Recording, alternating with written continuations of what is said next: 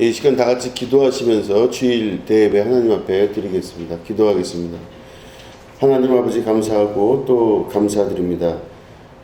오늘 주일을 맞이해서 우리가 함께 주님 앞에 나와 예배드립니다. 예배 가운데 좌정하시고 하나님 영광 홀로 받으시오며 주께서 주신 신령한 말씀의 은혜를 체험하는 귀한 시간 되게 인도하여 주시옵소서.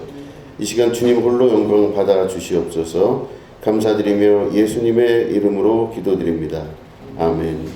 다 같이 일어나서 찬송 8장 함께 찬송하시겠습니다.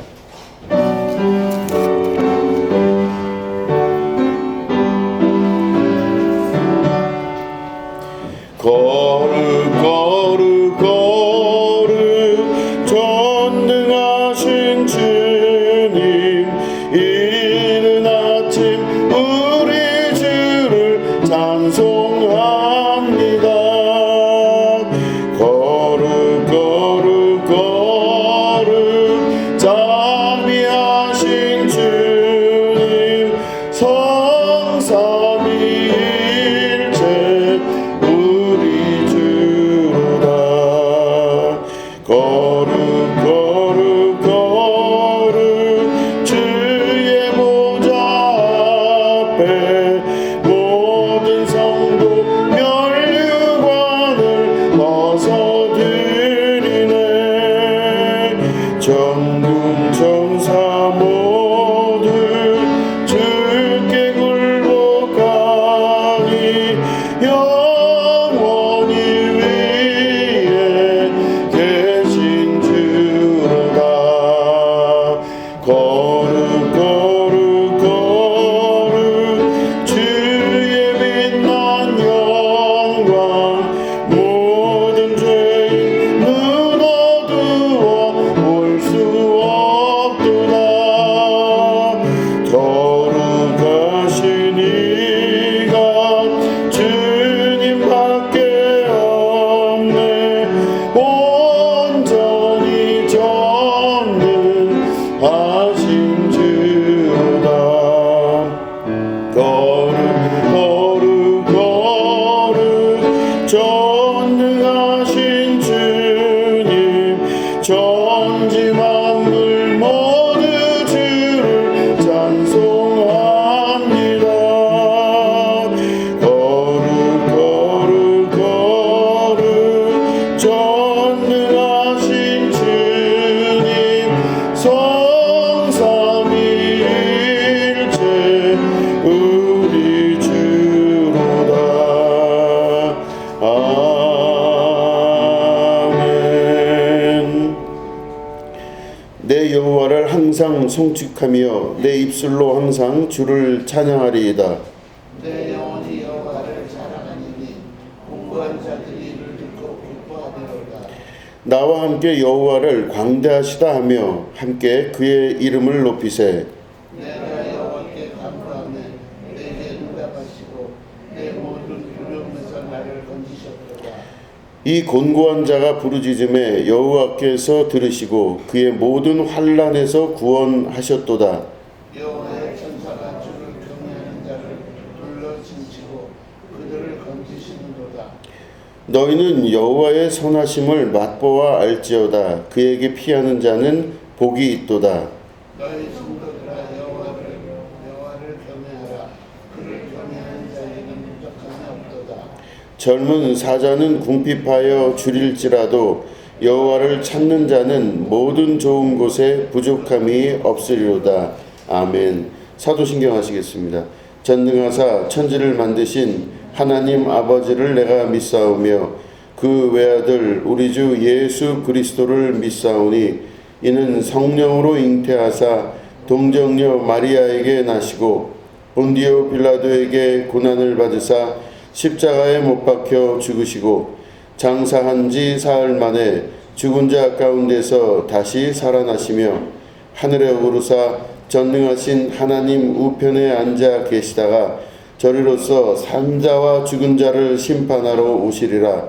성령을 믿사오며 거룩한 공회와 성도가 서로 교통하는 것과 죄를 사하여 주시는 것과 몸이 다시 사는 것과 영원히 사는 것을 믿사옵나이다. 아멘. 자리에 앉아주시기 바랍니다. 찬송 286장입니다.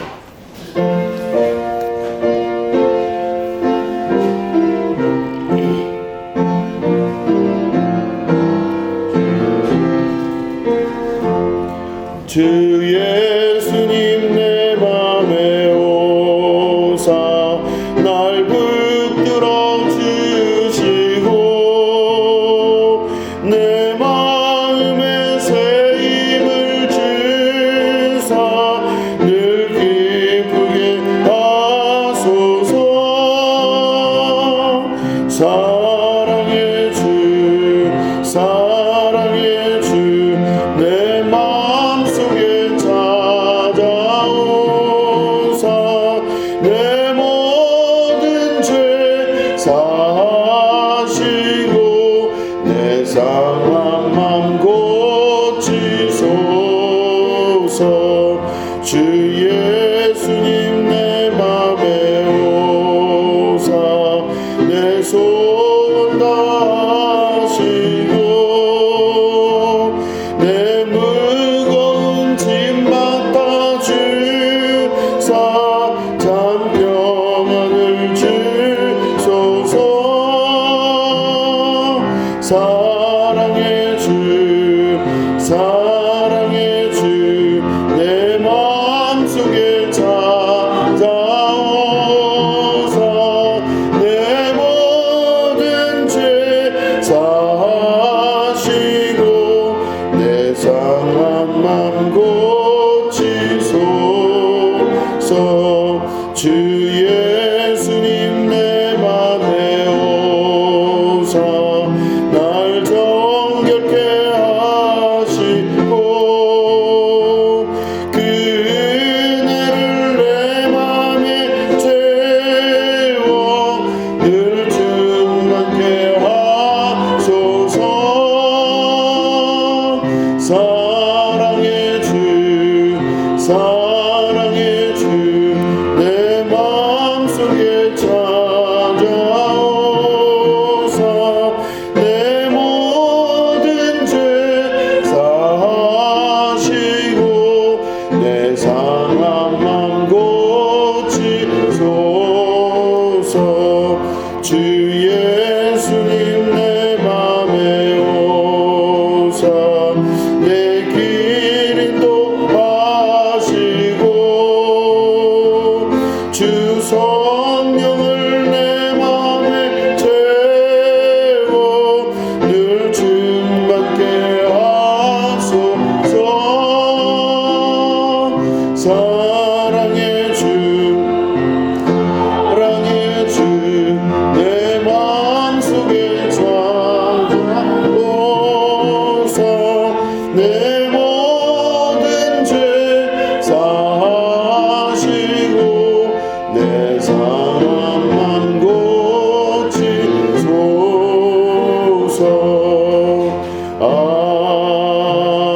아멘. 드려진 예물을 위해서 기도하겠습니다. 하나님 아버지, 예물 드린 손길들을 하나님 기억하시고 인도하시며 이들이 삶을 하나님께서 축복하시고 주님께서 이끄시는 귀한 삶을 살아갈 수 있도록 역사하여 주시옵소서. 하나님 아버지, 우리가 이 드리는 예물이 있을 때 하나님께서 그들의 생활과 모든 구석구석 깊은 곳에 하나님 개입하셔서 하나님의 역사로 모든 것이 이루어지는 승리의 역사가 있게 하여 주시옵소서. 하나님이 공급해 주시는, 하늘이 문을 여시고 공급해 주시는 신령한 은혜를 체험하게 하여 주시고 그 하나님의 뜻에 따라 합당하여 선을 이루는 주님의 귀한 백성들 될 수 있도록 주님 역사하여 주시옵소서. 감사하며 예수님의 이름으로 간절히 축복하며 기도드립니다. 아멘. 예, 우리 하나님 말씀 함께 보시겠습니다. 로마서 12장 1절부터 3절까지의 말씀입니다.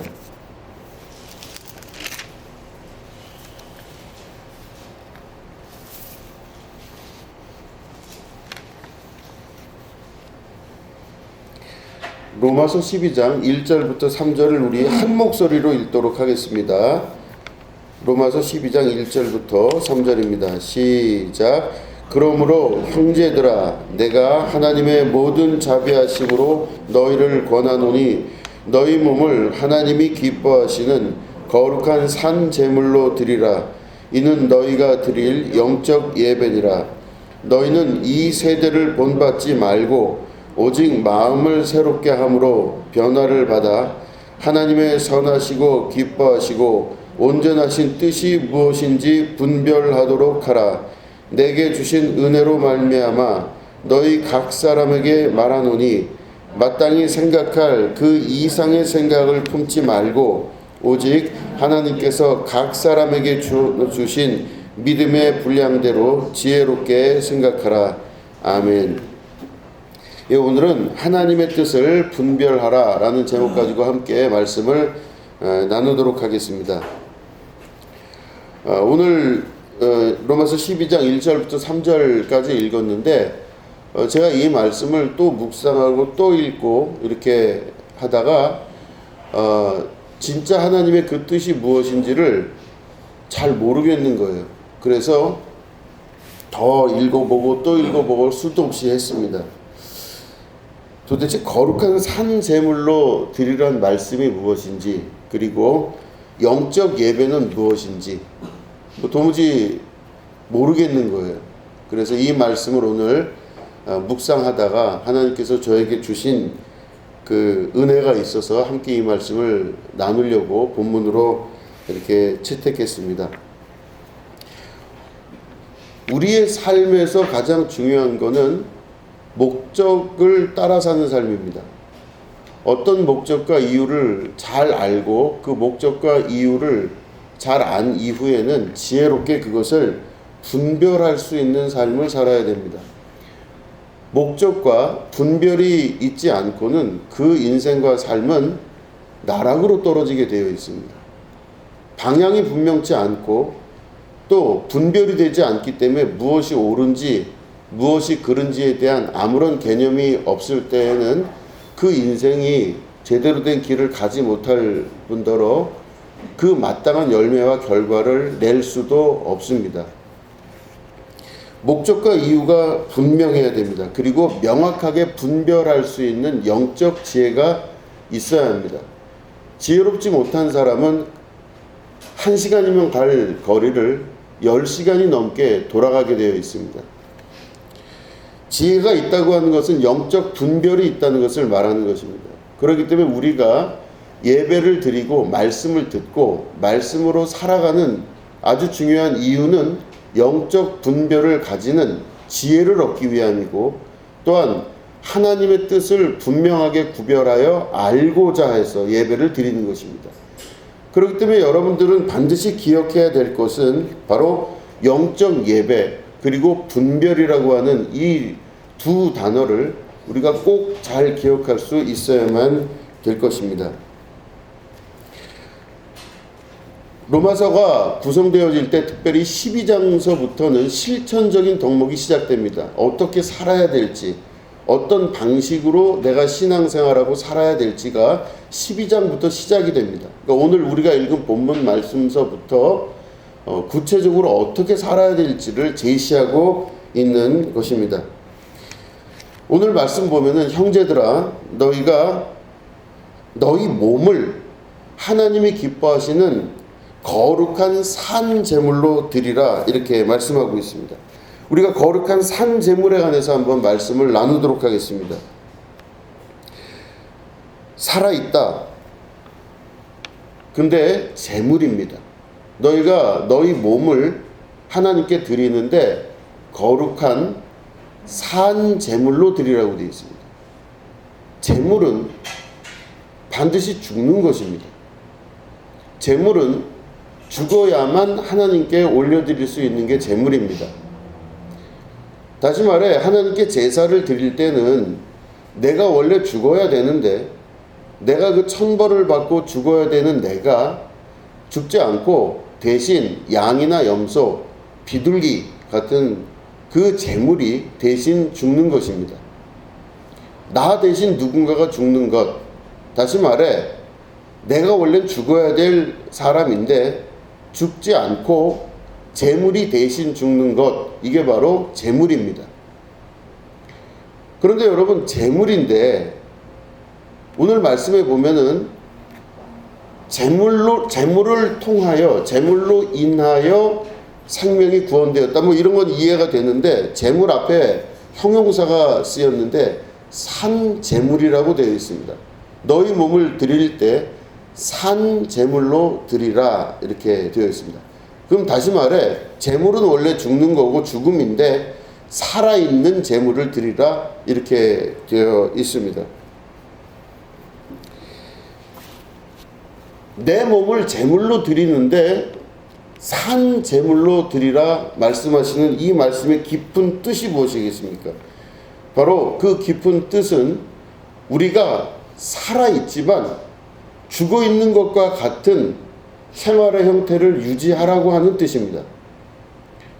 내가 지금 살아있어서 돌아다니지만 죽어있는 사람과 같은 삶을 사는 것입니다. 여러분, 산다는 게 뭐냐면요, 우리가 야 살만 난다 할 때 그 살만 난다고 하는 것은 자기 뜻과 자기 마음대로 사는 것이 살만 나는 것입니다. 야, 이게 진짜 살만 난다, 내가 원하는 거 다 이루어졌고 내가 뜻하는 거 다 됐다, 이게 그러면 그 사람이 살맛이 나는 겁니다. 근데 내가 원하는 게 하나도 되질 않아요. 지금 내가 원하는 게 잘 안 됩니다. 왜 그렇게 원하는 것마다 안 되는지 모르겠어요. 그러면 뭐라고 우리가 이야기하냐면, 아, 죽을 맛이다, 이렇게 얘기해요.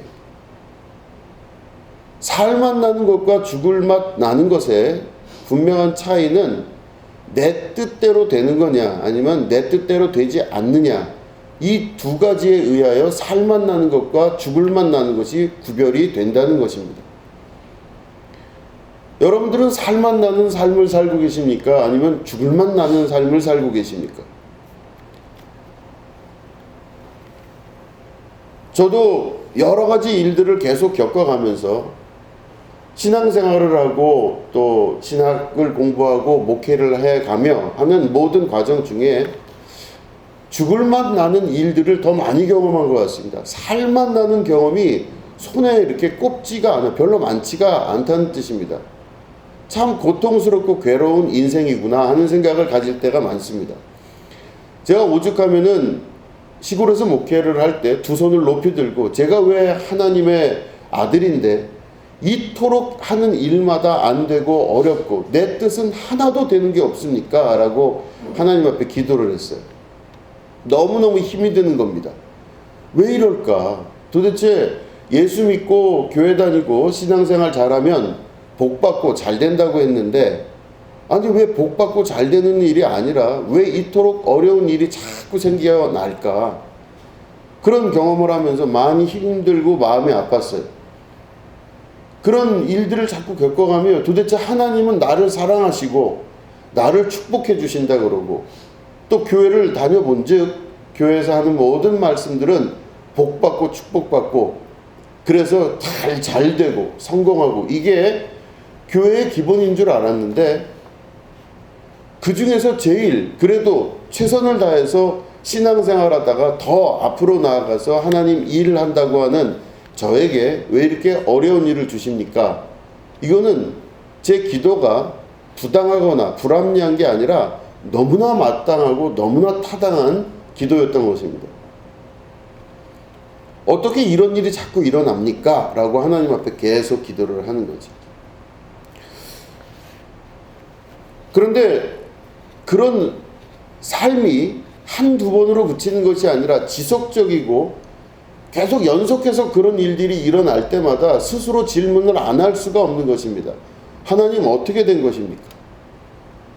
하나님이 나를 사랑하시고 축복하신다면은 마땅하게 어느 때가 됐을 때 풀어지는 역사, 그리고 그 위로 올라가는 역사, 우리가 생각하는 세상에서의 가지고 있는 많은 것들을 소유할 수 있는 역사, 뭐 이런 세계로 들어가야 복받는 건데 왜 이렇게 지속적이고 연속적이고 어려운 일들을 경험하게 하십니까?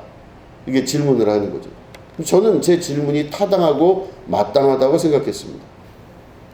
모든 일이 내 뜻대로 잘 돼야 됩니다. 아닙니다. 최소한 모든 일어나는 일 중에 50% 정도만, 반만이라도 내 뜻대로 이루어지면 참 좋을 텐데, 그런데 내 뜻대로 이루어지지가 않아요. 그리고 말씀을 읽으면 읽을수록 십자가를 지어라, 너 자신을 제물로 내려놓아라, 다시 말해 예수님 죽으셨을 때 죽으신 것처럼 너도 죽어라, 십자가에 너를 매달아라, 이런 것들이 자꾸 눈에 보이기 시작하면서 교회 다닌다는 것이, 혹은 신앙생활한다는 것이 이해가 잘 되지 않는 겁니다. 교회 다니는 게 다 복받고 잘되고 내 뜻 이루어지게 하려고 기도하는 것이죠. 그런데 왜 말씀 안으로 들어가면 들어갈수록 점점 반대되는 말씀을 하시는지 이해가 되지 않는 것입니다.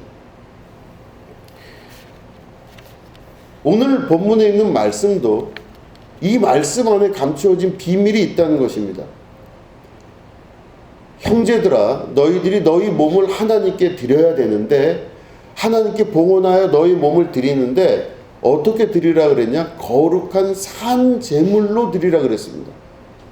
제물이면 죽는 것인데 제물 앞에 살아있는 이라고 하는 이 형용사가 쓰이게 됩니다. 말씀드린 대로 내가 살았으나 정말 죽을 맛 나는 것 같은, 죽을 것 같은 고통스러운 일이 자꾸 일어나는 것은 바로 내가 내 뜻이 이루어지지 않는다는 증거입니다. 내 뜻이 잘 이루어지지 않고 내 뜻대로 무엇인가가 잘 안 되는 상태, 이게 바로 살맛 나는 게 아니라 죽을 맛 나는 것입니다. 그러면 재물이 된다는 건 무슨 뜻이냐면, 내 뜻대로 돌아다니는 것이 아니라 내 뜻이 아닌 다른 뜻에 의하여 끌려다니는 게 재물이 되는 것입니다. 살아있으나, 나는 숨을 쉬고 생각하고 경험하고 살아가고 있으나 이 삶이 실제로는 재물의 삶을 살아가는 삶으로 살아가게 되는 것입니다. 너희를 하나님께 봉헌하여 드리되 산 제물로 너희를 드릴지어다 말씀하시죠. 우리가 하나님께 제물로 바쳐지는 그 순간서부터 우리들은 내 뜻이 아니라 하나님 뜻에 의하여 움직이는 존재가 된다는 것입니다. 내 뜻과 내 생각과 내 방식, 내 모든 것들이 분명히 살아있는데 그것들이 죽은 자처럼 여겨지게 되는 것입니다. 내 인생은 제물로 드려진 그 순간서부터 내 뜻이 없어지기 시작하고 하나님의 뜻이 나를 통하여 확인되고 이루어지기 시작하는 것을 산 제물이라고 이야기하는 것입니다. 내가 내 인생을 사는 것 같다고 나는 생각하지만 이게 내 인생이 아니라 하나님의 삶을 살기 시작하는 것, 이게 산 제물입니다. 형제들아, 너희가 너희 몸을 드리되 거룩한 산 제물로 하나님께 드리라. 그러면 우리의 삶은 지난 과거에 대해서 아주 지긋지긋한 그 과거에 대해서 청산을 하고 이제는 내 뜻대로 살 것이 아니요 아버지의 뜻대로 사는 자가 되는 것, 이게 바로 산 제물이 되는 것입니다. 요즘 여러 목사님들의 설교가 유튜브에 알고리즘으로 계속 올라와서 제가 듣습니다. 그런데 여러 목사님들의 설교를 들을 때 참 그래도 마음에 와닿게 설교하시는 목사님들이 보면 늦게 목회를 하신 분들이 참 설교가 참 진실하고 마음에 와닿는 경우가 참 많아요. 그 목사님들의 설교를 가만히 들어보면 그런 경우입니다. 저는 어려서 신학대학을 가서 쭉 자라난 사람이에요. 저는 참 문제가 있는 것 같아요. 오히려 직장생활하고 사회생활 하다가 그 세계에서 돌아선 목사님들이 참 설교가 아름답고 멋있다, 참 그리고 은혜가 된다, 이런 생각을 자꾸 하게 된다, 그런 말씀입니다. 그 목사님들의 설교를 들어보면 그렇습니다. 예를 들어서 조정민 목사님이라고 여러분 아시죠? 그 목사님은 MBC 방송국에서 기자를 하다가 아나운서까지 하다가 이제는 미국에 가서 있다가 예수님 만나서 돌아서게 된 사람입니다. 그리고 그 늦은 나이에 목사 안수를 받고 목회를 하는 사람이에요. 근데 그분 설교를 들어보면은 거의 일관되게 설교하는 그 기준이 있습니다. 이게 바로 뭐냐면 다시는 과거로 돌아가기 싫다는 겁니다. 막 그런 술집에 다니고, 그리고 또 일반 술집도 아니라 막 여성들이 나오는 그런 술집에 돌아다닌 게 하루 이틀이 아니라고 합니다. 그러면서 자기 인생을 이야기할 때 바퀴벌레 같이 살았다는 거예요. 그 지하의 으슥한 곳으로 들어가서 바퀴벌레 같이 그 속에서 우물우물하고 살다가 있다가 다음날 거의 술이 취해서 다시 직장을 나가고 반복적으로 그런 삶을 살게 될 때 자기 인생이 도대체 뭔지 모르겠다라고 이야기하는 것입니다. 다른 어떤 면에서 보면 이 사람은 잘 학교를 졸업하고 자기 직장을 좋은 곳으로 잘 가지고 직장 내에서도 나름대로 승승장구하면서 잘 살았던 사람입니다. 그리고 잘 살면서 돈도 많이 벌고 여유도 있었고 법인카드도 쓸 정도로 그 사람이 지위도 올라가고 그 자기 마음대로 다 살 수 있었던 시기였던 것입니다. 자기 마음대로 자기 뜻대로 잘 살 수 있었던 그 사람이 시간이 지나서 돌아보니 자기 인생, 자기 뜻대로 자기 마음대로 자기가 원하는 거 다 얻고 살았던 그 삶이 지옥과 같고 바퀴벌레 같은 삶을 살았다고 고백하는 걸 듣게 되었습니다. 그걸 기초로 해서 성경을 해석하고 그걸 기초로 해서 하나님 만난 이야기를 간증하는 것을 여러 번 제가 듣게 되었습니다. 자기의 과거를 돌아볼 때 자기의 과거 안에 있었던 많은 것들이 지긋지긋하고 싫은 겁니다. 그런데 그 과거가 정확히 뭐냐?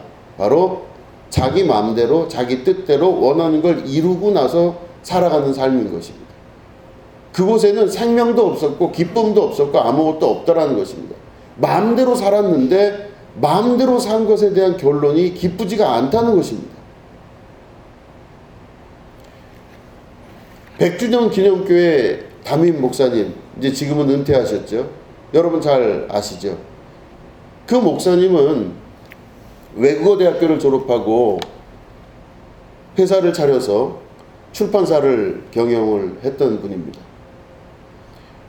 그런데 예외 없이 또 어느 날 술을 먹게 됐습니다. 밤새 술을 먹는데 이 목사님의 특징이 뭐냐면 어떻게든 술을 먹어도 집에 돌아오면 반드시 새벽 3시가 됐건 4시가 됐건 집에서 부인이 차려주는 밥을 꼭 먹어야 되었다고 합니다. 그래서 항상 술을 먹고 늦게 들어오는데 깡깡깡 문을 두드리면 부인이 문을 열어주고 부인이 차려준 밥을 새벽 1시건 새벽 3시건 항상 그 밥을 먹고 잠이 들어야만 됐다고 합니다. 그렇게 항상 살아왔던 거죠. 어느 날 시어머니, 그러니까 이제 이 목사님의 이재철 목사님의 어머니시죠. 어머니가 이제 시골에 계시다가 집에 오신다는 얘기를 듣고 당신이 오늘도 술을 먹을 게 뻔한데 문을 두드리고 새벽에 그렇게 들어오면 어머니 깨실 수 있으니 당신애가 내가 열쇠를 줄 테니 열쇠로 좀 문을 열어서 오늘은 그렇게 들어오시면 어떻겠냐고 이야기를 했다고 합니다. 그 어느 날 그날 또 마침 술을 먹었죠. 예외 없이 술을 먹고 새벽 3시쯤 가까이 됐을 때 집을 들어갔는데 가만히 생각해 보니까 문을 열고 열쇠로 열고 들어오라는 그 이야기가 생각이 났던 겁니다. 들어갔어요. 근데 들어갔는데 부인은 안방 침대 모서리에 무릎을 꿇고 있는 자세로 잠이 들었다고 합니다. 그래서 갑자기 생각에 자기가 너무 심하게 한 것 같은 생각이 들어서 오늘은 내가 밥을 차려 먹어야 되겠구나. 라면이라도 끓여 먹어야 되겠구나. 이런 생각을 하면서 있다가 가만히 그 부인이 있는 곳에 옆에를 봤더니 화장대 위에 일기장 같은 게 쓰여져 있더래요. 그래서 그거를 살짝 들여다봤다고 합니다. 봤더니 거기에 그런 내용들이 있더래요. 부인이 쓴 일기죠. 내가 언제든 죽어야 되는 건 맞는데 오늘이 그날일지 내일이 그날일지 모르겠다는 것입니다. 심각한 자살 충동을 느끼고 우울증에 괴로워하는 부인의 일기가 그 안에 들어가 있는 것입니다. 그래서 이 이재철 목사님이 너무 술이 취했는데 그날 그 일기장을 보고 나서 크게 충격을 받은 것입니다. 너무 큰 충격을 받아서 그 일기장을 가만히 놓고 자기가 들어와서 생각이 엄청 깊어지고 밤새 잠을 못 잤다고 합니다. 그리고 다음날 다시 일어나서 일찍 어디론가를 나갔다고 합니다. 나는 누구인가? 그리고 나는 무엇을 하고 있는 사람인가? 그 부인의 자는 모습을 봤더니 영락없이 기도하고 잠이 들었더라는 것입니다. 남편이 들어오기 전까지 우리 남편 돌이켰으면 좋겠습니다 하고 하나님 앞에 기도를 했던 그런 모습으로 잠이 들었다는 그 모습을 이재철 목사님이 글에 쓴 것을 볼 수가 있었습니다. 그 목사님들의 전형적인 것들이 바로 뭐냐면 과거가 싫은 겁니다. 자기가 살아왔던 그 인생 전체가 싫은 겁니다. 그걸 정말 자기 인생 전체로 과거로 돌아가라면 정말로 죽기보다 싫은 게 자기의 과거입니다. 그래서 그 목사님이 그 이후로 자기가 마음속에 결단을 하고 술을 끊었다고 합니다. 그리고 부인이 그렇게 좋아하는 교회를 다니기 시작했대요. 부인의 소원대로 한번 소원을 들어봐 줘야 되겠구나. 교회를 나가기 시작하고 그때부터 자기 인생을 새로운 삶으로 바꿔나가기 시작했는데 그 바꿔나가기 시작한 중요한 핵심이 바로 뭐냐면 그 전에 자기가 자기 마음대로 살았다면 이제는 자기 뜻대로 살지 않기로 결심을 한 것입니다. 내 뜻이 아니라 내 부인의 뜻대로 사는 거지. 부인이 교회를 가라 하면 가고 부인이 열쇠를 열고 집에 들어오라면 열쇠를 열고 집에 들어오는 사람으로 자기 인생을 바꿔가는 것입니다. 이게 아주 작은 생활의 실천이지만 그 시작으로 인하여 결국엔 목회자가 되는 지금 그 모습이 된 것입니다. 여러 목사님들이 많이 계시지만 저는 참 이 목사님들을 좋아하기도 하고 존경하기도 하는 목사님들입니다. 그분들의 설교에는 진심이 느껴지고 또 그분들이 해석하는 것들에 많은 부분 감동을 느끼기도 합니다. 옛날 모습으로 돌아가기 싫고 그 옛날 모습이 그럼 과연 뭐냐? 뭐 술을 먹는 거냐? 아니면 어디 돌아다니면서 이게 아니라 그 모든 거의 핵심만 뽑으면 자기 뜻대로 사는 겁니다. 해보고 싶은 거 다 해보는 거예요.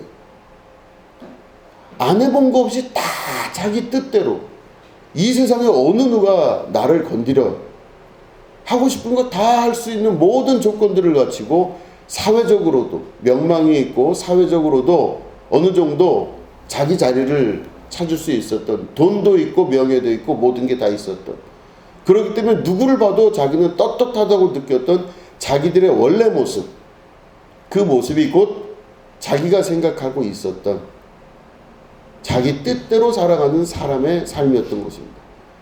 그런데 그곳에서 그렇게 살다가 살만 나야 되는데 이게 살만 나는 거잖아요. 얼마나 좋아요. 내 뜻대로 내 마음대로 내가 몇 시에 들어오고 나를 기다려주는 부인이 있고 내가 무슨 짓을 하더라도 나한테 아무런 말을 못하는 집안 식구들과 사람들이 있고 나는 이미 사회적으로 어느 정도로 내가 명망이 있는 사람이 됐고 이제는 나를 건드릴 사람이 없다고 느껴지는 정도의 수준에 도달했을 때 그들은 인생이 정말 비참하고 괴롭다는 걸 알기 시작한 것입니다.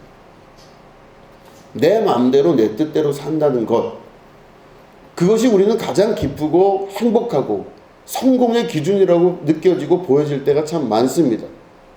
그렇게 살기 위해 우리들은 하루하루를 이를 갈며 기다리고 그때를 향하여 나가게 되는 것이죠. 내 마음대로, 내 뜻대로, 내 의지대로 살기 위하여 살만 나게 살기 위하여 인생을 소모하고 살아가고 있는 것입니다.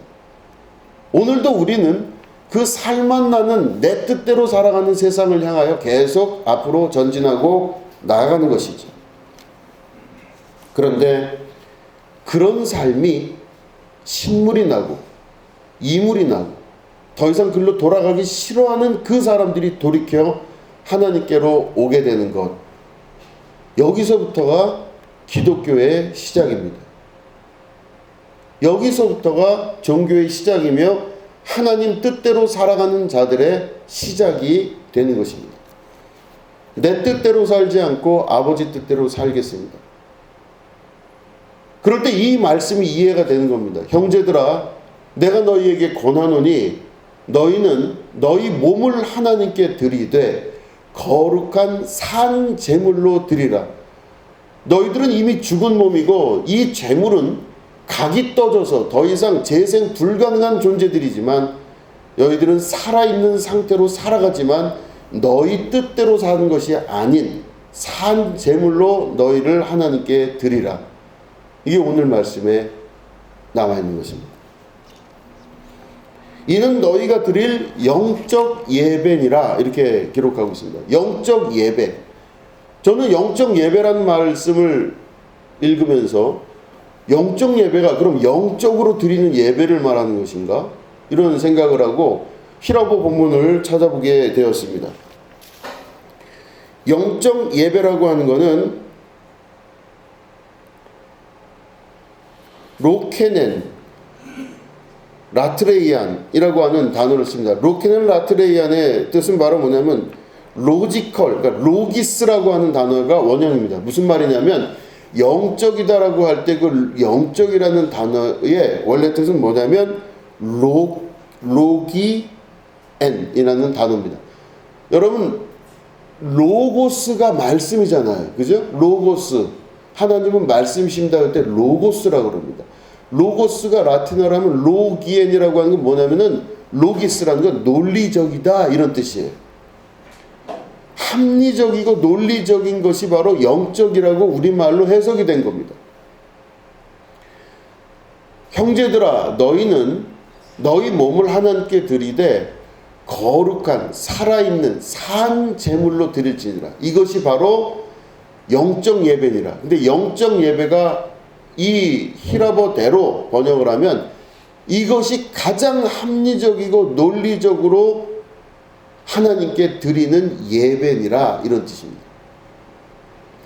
우리가 하나님께 예배를 드릴 때 우리들은 그 예배가 타당하고 합리적으로 우리들이 드리는 예배가 되어야 되는 것입니다.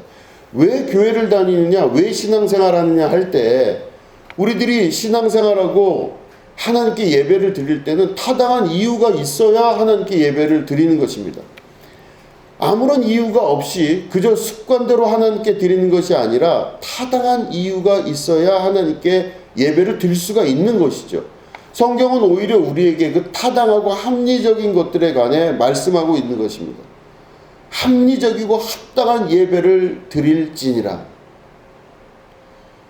우리가 하나님께 드리는 예배는 그래서 어떤 예배를 드려야 되느냐? 산 제사로 드리는 예배를 드려야 되는 것입니다.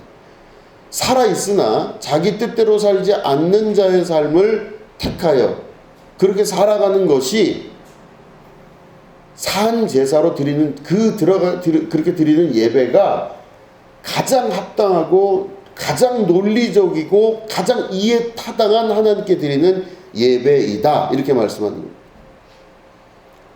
아니, 내 뜻대로 살지 않고 어떻게 하나님 뜻대로 사는 것, 그게 어떻게 합당한 예배입니까? 근데 여러분, 성경을 전체를 보면 다 그렇습니다. 우리는 대부분 다 어떤 생각을 갖고 있냐면 1차적 생각을 갖고 있습니다. 우리들은 뿌린 대로 거둔다. 이게 우리의 갖고 있는 생각이에요. 그럼 다른 말로 하면 이 말이 무슨 말이냐면 어떤 모든 것에는 원인이 있다. 이렇게 생각을 합니다. 모든 것에는 원인이 있다. 그러니까 원인이 있으면 당연히 뭐가 있죠? 결과가 있는 거예요. 우리는 모두 그런 생각을 갖고 있습니다. 원인이 있으면 결과가 있다. 이게 당연한 거예요. 우리 머릿속에는 그게 아예 딱 고정화되어 있습니다. 원인이 있으면 결과가 있다. 다른 말로 지금 내가 지금 화가 나 있어요. 그럼 화가 나 있는 것은 원인이 없이 화가 날 리가 없다는 거예요. 내가. 우리는 그래서 내가 화가 나고 내가 현재 이런 상태로 돼 있는 그 현재를 파악할 때 어떤 이유와 원인을 계속 찾아갑니다. 이게 인간이 갖고 있는 1차적 원인이에요. 우리는 어떤 현상을 발견하고 나서 현상의 원인을 찾는 일에 급급합니다. 그래서 이유를 자꾸 찾아요. 이렇게 되고 있는 그 상황에 대해서 이유를 자꾸 찾고 원인을 자꾸 찾아요. 그렇기 때문에 우리들은 아예 구조가 머릿속에 그렇게 되어 있기 때문에 어떤 사건에 대한 불편함이나 어떤 일이 일어났을 때 원인과 이유를 계속 찾아가는 일들을 반복을 하죠. 그런데 여러분, 성경은 이상한 게 원인이 또 혹은 이유가 없는 사건들이 많이 일어납니다. 원인과 이유가 없어요. 지난주에도 말씀드렸지만 욥의 이야기를 보면요, 욥이 고통당하는 원인과 이유가 있습니까? 없습니까? 없어요. 욥이 그렇게 고통을 당했는데 그 고통당하는 원인과 이유가 없어요. 이유 없이 고통당하는 것입니다. 이 욥의 상징적인 이야기가 예수님께로 내려오죠. 예수님이 십자가에 달려 죽으시는데 이유가 있어요? 없어요? 없어요. 예수님은 의로우신데 죄가 없으신데 죄인이 달리는 십자가에 달려 죽으신 것입니다. 거기는 이유가 없어요. 이유가 없는 사건, 원인이 없는 사건, 결과는 분명하게 십자가인데 이유와 원인이 없어요. 예수님이 나를 위해서 죽으셨다. 예수님이 나를 사랑하신다. 이유와 원인이 있습니까? 없습니까? 나를 사랑할 만한 이유가 있습니까? 여러분이 누구시길래 예수님이 여러분을 위해서 죽으셨겠습니까? 이유가 있어요? 잘생겨서? 예쁘게 생겨서? 내가 좀 뭐가 똑똑해서? 사람이 인간이 괜찮아서? 나의 어떤 면이 있길래 하나님이 나를 사랑하시고 예수님이 나를 위해 죽을 정도의 수준의 일들을 감행하셨나? 이유가 있나? 이유가 없어요. 아무리 뒤져봐도 이유가 없는 그 행동, 그리고 그 행위로 인한 결과, 이게 성경에 나와 있는 이해 안 되는 일들입니다. 이해가 안 되는 거예요. 도무지 생각을 하고 또 생각을 해봐도 이유가 없어요. 무슨 연관이 있길래, 무슨 이유가 있길래 나랑 관계가 되어지나? 이유가 없어요. 그런데 여러분 보시면 원인과 결과, 이유가 있어서 무엇이 된다라고 생각하는 사실은 이게 철학에서는 데카르트부터 시작이 됩니다. 내가 생각한다, 고로 존재한다. 그러니까 존재한다는 건 내가 생각하기 때문에. 생각하는 건 뭐예요? 나라는 주체가 여기 있고 생각의 대상이 어딘가에 있지 않습니까? 그러면 여기 대상이 있는 건 내가 있기 때문에 대상이 있는 거예요. 다시 말해 상호적이에요. 그렇기 때문에 원인과 결과가 있고 이유와 또 그 이유에 타당한 대상이 있는 것, 이게 바로 근대 철학을 열어가는 핵심적 기조입니다. 이 근대 철학으로 인해서 나타난 게 과학발전이에요. 과학발전은 여러분 철저히 물리적입니다. 물질적이에요. 물질적인 세계에서는요, 과학발전이 일어날 수밖에 없어요. 과학발전은 이유가 없는 게 없어요. 다 이유를 찾아내요. 이유가 없이 이야기하는 것들은 과학이 아니에요. 원인이 없이 이야기하는 건 과학에서 범죄에 들어가지 못합니다. 어떤 부분에 있어서 이유를 찾지 못하는 건요, 그건 유사과학이라고도 하고 별로 이렇게 쳐주질 않아요. 과학은 분명히 원인을 찾아야 되고 원인의 결과가 나와야 이게 과학입니다. 그런데 이 데카르트 이후에 인류의 역사의 가장 핵심적인 게 뭐냐? 과학의 발전입니다. 과학은 어마어마하게 발전했어요. 과학이 발전하니까 나타나는 결과가 바로 뭐냐면 물질 세계의 충만함입니다. 물질 세계가 풍요롭기 시작했어요. 그러니까 과학은 발전의 열매를 물질로 나타나게 하는 거죠. 그러면 과학을 통하여 물질이 발전했다, 이 연관성을 보면요, 결국엔 이 과학의 정신이 물질의 정신과 똑같다는 것입니다. 보여지는 것만 믿고 원인이 있는 것만 찾고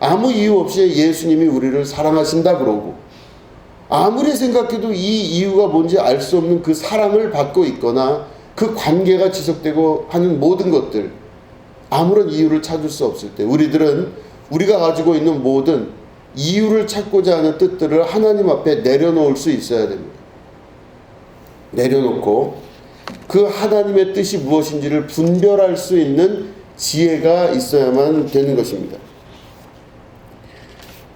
우리가 당하는 모든 고통과 어려움들은 바로 하나님께 드릴 영적 예배를 위해서 하나님께서 준비해 놓으신 것입니다. 여러분 보시면은 거룩한 산제물로 드리라, 이는 너희가 드릴 영적 예배니라 이랬어요. 그럼 영적 예배라고 할 때 이걸 보니까 예배, 다시 말해 제사니라 이렇게 하지 않고 이 해석을 서비스, 다시 말해 예배지만 서비스로 해석을 했어요. 다시 말해 봉사예요. 너희가 영적으로 하나님께 드릴 봉사니라 그랬습니다. 예수님이 우리를 위해서 봉사하러 오신 겁니다. 자기를 드려서, 하나님께 드려서 우리를 살리고자 예수께서 이 땅에 오신 거죠. 그럼 우리는 그 예배를 드리는 중요한 목적은 바로 뭐냐면 하나님의 봉사, 그리스도의 봉사를 우리도 기념하며 우리도 그 봉사의 길을 따라가겠다라고 하는 뜻이 예배를 드리는 주 목적입니다. 봉사한다는 건 바로 뭡니까? 봉사한다는 것은 자기를 위해 살지 않고 자기 이외의 존재를 위해서 사는 게 봉사예요. 나 오늘 봉사하러 간다 할 때 그 봉사하러 가는 것의 주된 목적과 이유는 자기를 위해서 하는 게 아니라 그들을 위해서 내가 가서 봉사하는 겁니다. 예수님이 자신의 삶을 위해서 내려오신 것이 아니라 예수님이 하나님의 뜻을 위해서 내려오신 거예요. 그게 예배입니다. 그러면 우리가 예배를 드리는 이유는 예수님께서 그리스도로서 그렇게 살아가셨기 때문에 그 예수께서 그리스도로 사신 것에 대해서 우리가 그분의 뜻을 존중하고 존경하며 그 길을 따라가는 자가 되는 것, 이게 바로 봉사의 삶을 사는 것입니다. 여기에 핵심이 바로 뭡니까? 봉사의 핵심은 자기 뜻이 아니라 그들의 뜻을, 혹은 하나님의 뜻을 쫓아가는 자의 삶을 살아가는 것입니다. 내가 남는 걸 주는 것이 아니라 그들에게 필요한 것을 내가 주는 것입니다. 내가 어떤 이유를 가지고 그들에게 뭘 주는 것이 아니라 그들의 필요에 맞게끔 나를 맞춰가는 것이죠. 그러니까 모든 것들이 나에게 맞춰진 게 아니라 봉사받는 대상에게 맞춰져 있는 것입니다. 예수님의 삶도 예수님께로 맞춰진 것이 아니라 하나님께 맞춰졌어요. 예수님의 삶이. 그럼 우리도 예배 드릴 때 영적 예배를 드린다는 건 뭡니까? 내 뜻이 아니라 아버지 뜻 안에 맞춰서 내 삶을 살아가는 것입니다. 그게 바로 산 제물로 내가 드리는 예배를 말하는 것입니다. 우리에게 있는 여러 가지 고통과 어려움들이 참 많이 있습니다. 여러분들도 여러 가지 고통과 어려움들을 겪고 살아가실 줄로 저는 생각이 듭니다. 여러 가지 어려운 일들을 경험할 때가 참 많습니다. 여러 가지죠. 인생은 왜 이렇게 고달프고 어렵고 힘든지 모를 때가 있습니다.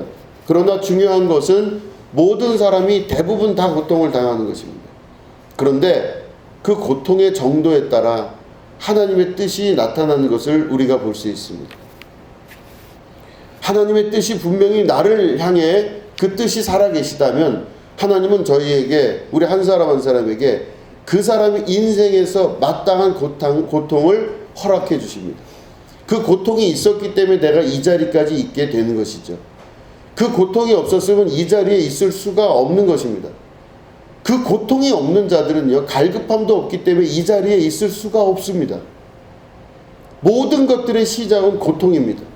고통이 있기 때문에 이 자리까지 올 수 있었다는 걸 우리가 꼭 기억할 수 있어야 됩니다. 그게 저는 고통의 의미가 도대체 뭘까 수없이 생각합니다. 고통을 이겨나가고 내가 내 뜻대로 살고 자기 만족이 이루어지는 삶을 살아야 내 인생이 정말 행복한 거 아닌가, 이 개념을 가지고 살았었는데 말씀 안에서 보니 내가 내 뜻대로 살지 않겠다고 결심한 그 이후부터는 내 뜻이 아니라 하나님 뜻이 나를 통하여 드러나고, 하나님이 나를 통하여 세상을 보시고 하나님이 나를 통하여 세상을 살아내는 것을 경험하는 것을 알게 되었습니다. 제가 한번 좋아하는 구절이라 이거를 말씀드린 적이 있습니다. 기억나시는 분은 나실 거예요. 제가 맹자를 굉장히 좋아합니다. 그 맹자의 그 제자 중에 고자라는 제자가 있습니다. 그 맹자의 고자 하편에 보면은 맨 마지막에서 두 번째 절에 바로 이런 말을 써놨습니다. 제가 읽어볼 테니까 잘 들어보시기 바랍니다. 수는 농사를 짓다가 떨쳐 일어났고, 이게 수는 뭐냐면 요순 시대를 말합니다. 그래서 순임금을 말해요. 그 순이라고 하는 사람은 농사를 짓다가 떨쳐 일어났고, 부열은 성벽을 쌓다가 기용되었고, 교력은 어물과 소금 팔다가 기용되었고, 그래서 이제 다시 말해 가장 어렵고 힘든 일을 했던 그 당시 사람들이 벽돌 쌓고 물고기 잡고 소금 이렇게 염전하고 이 어려운 일을 했던 사람들을 말합니다. 이런 사람들이 나라의 기용이 됐다고 하는 이야기예요. 이게 맹자에 나오는 이야기입니다. 도대체 왜 인생이 이렇게 될까 할 정도로 정말로 괴롭고 힘든 일들을 다 경험하고 있었던 그 현장에 있던 사람들이 기용이 되기 시작해요. 쓰임을 받는 겁니다. 그래서 그 많은 사람들이 그렇게 기용된 이야기가 쭉 나오는데, 그거는 이제 시간 관계상 제가 제하고, 그 밑에 보면 이런 이야기가 나옵니다. 그러므로 하늘이 장차 큰 임무를 어떤 사람에게 내리려 할 때는 반드시 먼저 그의 마음을 괴롭게 하고 그의 근고를 힘들게 하며 그의 몸을 굶주리게 하고 그의 몸을 곤궁하게 하며 어떤 일을 행하며 그가 하는 바를 뜻대로 되지 않게 어지럽힌다. 이것은 그의 마음을 분발시키고 성질을 참을성 있게 해서 그가 할 수 없었던 일을 해낼 수 있게 도와주기 위함이다. 사람은 언제나 잘못을 저지른 후에야 고칠 수 있다. 마음으로 번민을 느끼고 이리저리 생각을 해보고서야 분발하며 낯빛으로 분명하게 나타나고 음성으로 터져나온 후에야 깨닫게 된다. 안으로 군주를 분발시킬 법도 있는 가문과 보필하는 선비가 없고 밖으로 적국과 외환이 없는 나라는 항상 멸망한다. 이로써 근심과 걱정은 사람을 살아나게 하고 안일한 쾌락은 사람을 죽게 한다는 것을 알 수 있다. 이게 바로 맹자의 고자 하편에 나오는 맨 마지막에서 두 번째 구절에 있는 내용입니다. 맹자는 하늘의 뜻을 그렇게 구별을 한 거죠. 고통을 받는 이유, 어려움을 당하는 이유, 많은 사람들이 그 고통과 어려움 중에서 어떻게 견디고 참고 이겨나갔느냐가 굉장히 중요하다는 것입니다. 근데 하늘이 그들을 그렇게 고통 중에 놓게 하는 이유가 바로 뭐냐? 그들을 쓸 때, 하늘이 그들을 쓸 때 그런 고통들을 허락하신다. 이렇게 보고 있는 것이죠. 분명한 것은 근심과 걱정은 사람을 살아나게 한다. 그리고 안일한 쾌락은 사람을 반드시 죽게 만든다. 여러분, 우리가 이걸 기억할 수 있다면 하늘의 뜻이 무엇인지를 우리가 다시 한번 알 수 있게 되는 것입니다. 우리 인생과 삶 가운데 여러 가지 의문이 들고 원인을 자꾸 찾아 나가는 우리들의 습관은 항상 있습니다. 어떻게 해야 되지? 방식과 방법을 계속 찾아 나갑니다. 그러나 그런 모든 것들을 다 내려놓고 이미 죽은 자처럼, 십자가에 달려 온전히 죽은 자처럼 자기의 모든 걸 주님 앞에 내려놓고 산 제물로 하나님 앞에 영적 예배를 드리기 시작할 때, 그 예배는 가장 합리적이고 논리적이고 타당한 하나님께 드리는 온전한 봉사가 된다는 것입니다. 여러분, 우리 안에 있는 수많은 의문들과 그 원인을 찾고자 하는 욕망들을 내려놓으시고 그저 모든 것들을 창조하게 하신 하나님의 섭리를 기억하시면서 내 고통과 아픔과 어려움을 오늘도 허락하신 하나님, 그렇기 때문에 이 고통과 어려움들을 잘 내 몸으로 느껴가며 이것들을 체득해가면서 이 어려운 시기들을 잘 통과해서 하나님께서 여러분들을 들어 쓰시는 그때, 하나님이 여러분들을 통하여서 영광 받으실 그때를 향하여 여러분 한 걸음 한 걸음 힘차게 나아가시기를 축원합니다. 여러분들에게 있는 그 모든 인생은 하나님께서 소중히 간직하시고 오늘도 눈처럼 지키시며 여러분들이 이 모든 어둠의 터널의 시기를 잘 지나가기를 하나님 원하고 계십니다. 그것 때문에 성령을 우리에게 보내주시고 또한 여러분을 돕는 천군 천사를 통하여 하나님의 뜻을 이루고자 하시는 것입니다. 어려운 것들을 잘 이겨나고 승리하여 나가시는 여러분 되시기를 주님의 이름으로 축원합니다.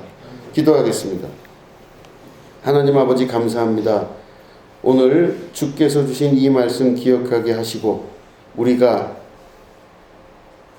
영적 예배를 드리게 하시며 또한 산 제사를 하나님께 드리는 거룩한 주님의 백성 되게 하여 주시옵소서. 지금은 우리 구주 예수 그리스도의 은혜와 하나님 아버지의 지극하고 무궁하신 사랑과 성령님의 감화 감동 축복 교통 역사해 주심이 오늘 예배를 드리고 돌아가는 주님의 거룩한 백성들 위에 지금부터 영원히 함께 하옵시기를 간절히 축원하옵나이다. 아멘.